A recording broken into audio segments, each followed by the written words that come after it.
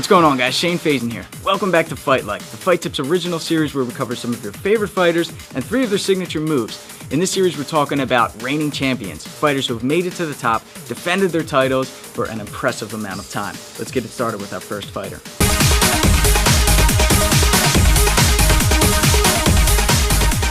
Our next fighter of the series is Fedor, who defended his title for nearly a decade against guys like Krokop and Mark Hunt. He's one of the most exciting fighters to watch back in the Pride days, and he's actually announced that he's coming out of retirement, so let's take a look at his first signature move. First signature move are his bent wrist punches. Now, in interviews and seminars, Fedor has taught that he doesn't stand in a traditional boxing stance, instead he curls his fists inward.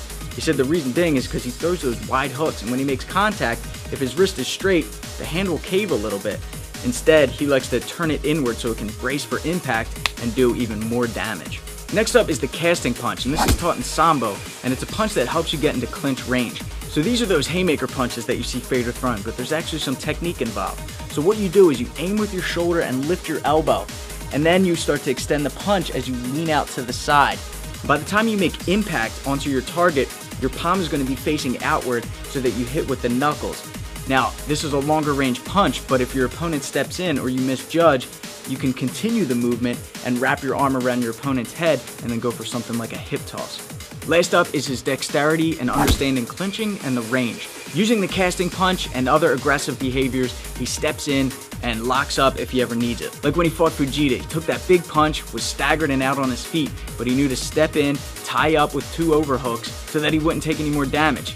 If Fedor gets his arms around your waist, he's taking you down. He'll buck up, bringing his hips forward, arching his back, lifting his opponent up, slamming them on the ground. And you know what happens when he gets them on the ground. Fedor has some of the best ground and pound in mixed martial arts.